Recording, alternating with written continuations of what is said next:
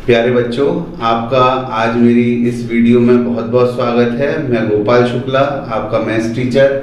आज आपको रेखीय समीकरण युग्म को हल करने की जो प्रतिस्थापन विधि है, एक तो वो समझाऊंगा कि उससे समीकरण कैसे हल होते हैं, और उसके बाद जो है वो कुछ प्रश्न भी हल कराऊंगा जिससे कि आपके दिमाग में बैठ जाए कि ये विधि क्या है और हम कैसे इसका उपयोग करते हैं किसी रैखिक समीकरण युग्म को हल करने में। तो इसके स्टेप मैंने लिखे हैं और ये बिल्कुल आसान शब्दों में लिखे हैं। पहले आप इन्हें समझिए, उसके बाद फिर इससे जो है रैखिक समीकरण युग्म को हम हल भी करेंगे। तो प्रतिस्थापन विधि से रैखिक समीकरण युग्म को हल करने के विभिन्न चरण, 5 चरण हैं। अगर ये आप अपने दिमाग में बिठा लेंगे तो प्रतिस्थापन विधि के प्रश्न को आसानी से हल कर पाएंगे। पहला वाला चरण क्या कहता है? पहले वाले चरण में चुनाव होता है। जिस तरह से इलेक्शन करते हैं आप, तो बेस्ट जो कैंडिडेट होता है उसका चुनते हैं, इसी तरह से सबसे पहले वाले चरण में आपको क्या करना है, दोनों समीकरण में उस समीकरण का चुनाव करना है जिसमें x और y के गुणांक दूसरे समीकरण के कंपेयर में छोटे हों या कम हो, यानी छोटी छोटी संख्या हो, ऐसे समीकरण का चुनाव आपको कर लेना है। पहले स्टेप में दोनों समीकरण में वह समीकरण चुनिए जिसमें x तथा y के गुणांक दूसरे समीकरण की तुलना में कम हो या छोटे हो। ये हमारा पहला चरण हो गया, यानी पहले चरण में हम क्या करते हैं, चुनाव करते हैं। अब दूसरे चरण में भी हम चुनाव करते हैं। पहले तो हमने दो समीकरण में से एक समीकरण चुन लिया।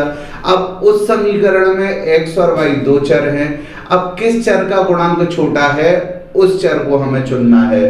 अब चुने हुए समीकरण में x तथा y के गुणांक में जिसका गुणांक कम हो उस चर को बाएं पक्ष में रखकर अन्य चर तथा अचर पदों को दाएं पक्ष में प्रतिस्थापित कर देना है। मान लीजिए 2x + 3y + 9 = 0 है, तो 2x छोटा है 3y से, यानी कि 2 छोटा है 3 से, तो 2x को तो बाएं पक्ष में रखिएगा और 3y को और 9 को आप दाएं पक्ष में पक्षांतर कर दीजिएगा, जिसी को क्या कहते हैं, प्रतिस्थापित करना। प्रतिस्थापित का मतलब क्या होता है, कहीं से चीज लाके कहीं दूसरी जगह रख देना। तो वही आपको क्या करना है, उल्टे हाथ से एक चर और अचर को सीधे हाथ पे क्या करना है, प्रतिस्थापित कर देना है।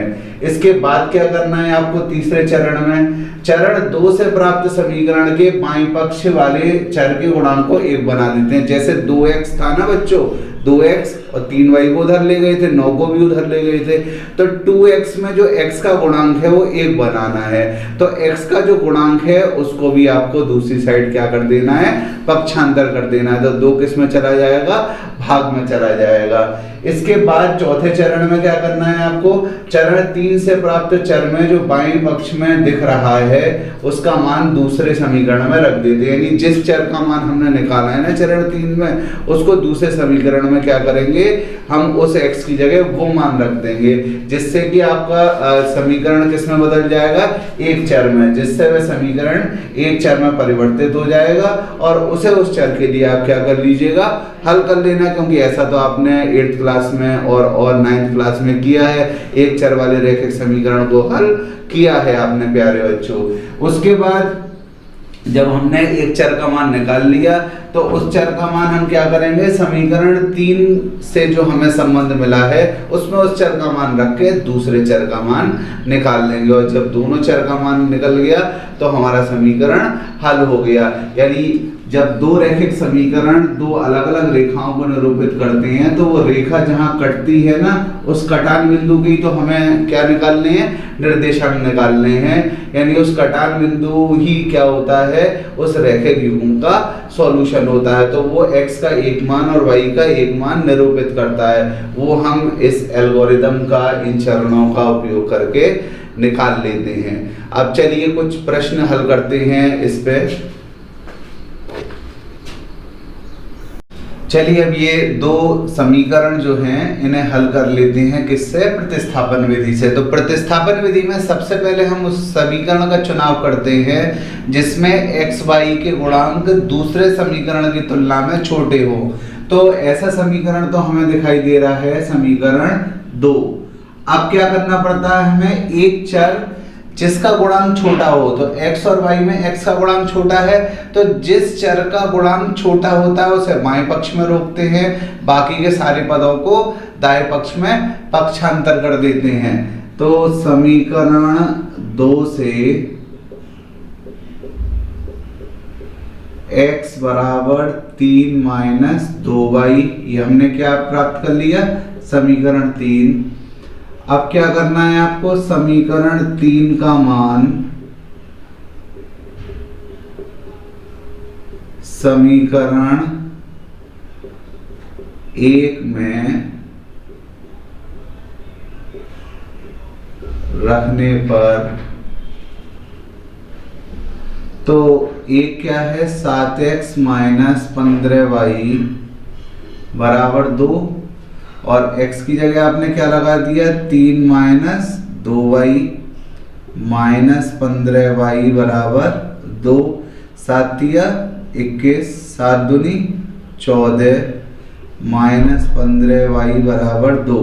क्योंकि यहाँ पर y का गुणांक -14 -15 दोनों के चिन्ह एक जैसे हैं, इसलिए 15 को 14 में जोड़ देंगे तो कितना आ जाएगा उत्तर 29y, और 21 को आपने कर दिया पक्षांतर, तो माइनस के 29y बराबर, बड़ी संख्या में से छोटी संख्या माइनस कर दी, क्योंकि 21 और 2 के चिन्ह विपरीत हैं, 21 में से 2 माइनस कर दिया, 19 आ गया।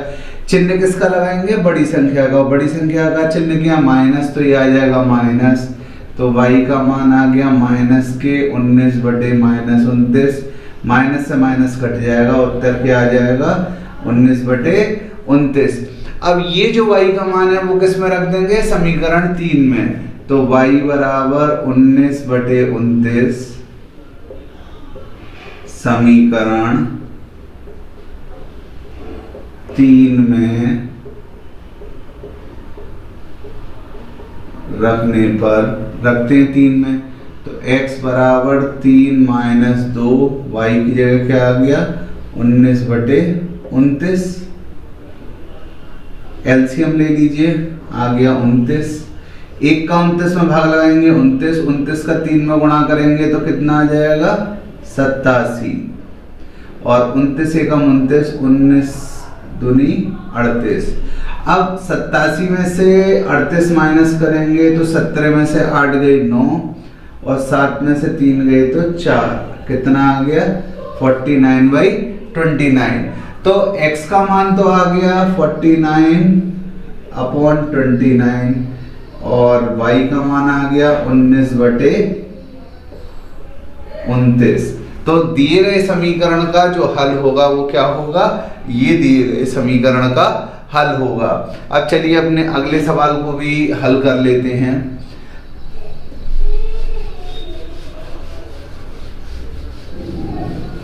अगला सवाल है हमारा s-370 प्लस 42 बराबर 0 समीकरण 1, और s-3t बराबर 6 समीकरण 2। तो सबसे पहले हमें क्या करना पड़ता था, समीकरण का चुनाव करना पड़ता था। अब हमने समीकरण का चुनाव किया तो समीकरण सेकंड ज्यादा हमें उसके जो गुणांक हैं वो समीकरण 1 के गुणांक से छोटे लग रहे हैं, क्योंकि 7 से छोटा 3 है, s के गुणांक तो बराबर हैं। तो आपने क्या किया, समीकरण 2 का चुनाव कर लिया। अब उसमें उस चर का चुनाव करना जिसका गुणांक कम हो, तो s का गुणांक कम है, t का गुणांक बड़ा है, तो s को तो बाएं पक्ष में रखिए और t को दाएं पक्ष में पक्षांतर कर दीजिए, तो कितना आ गया 6 + 3t। ये किससे हो गया, समीकरण 2 से। अब क्या करना है, s का जो मान ये आया है वो किस में पक्षांतर कर दो, समीकरण 1 में। तो समीकरण, इसको मान लेते हैं समीकरण 3, s का मान समीकरण 3 से समीकरण 2 में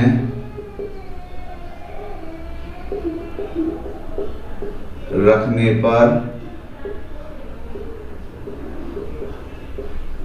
रखते हैं। s माइनस 3t बराबर 6, s की जगह आपने क्या लगा दिया 6 प्लस 3t, लेकिन समीकरण 2 में नहीं, समीकरण 1 में रखेंगे। क्यों?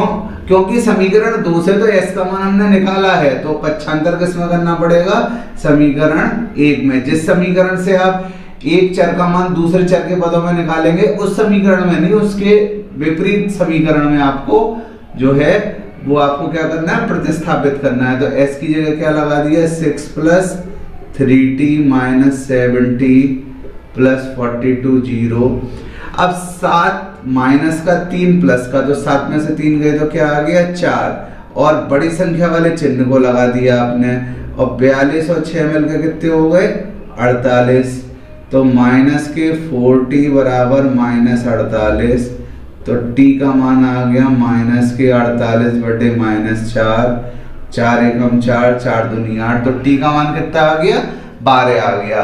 अब t का मान समीकरण 3 में आप रख दीजिए, t का मान t बराबर 12 समीकरण 3 में रखने पर,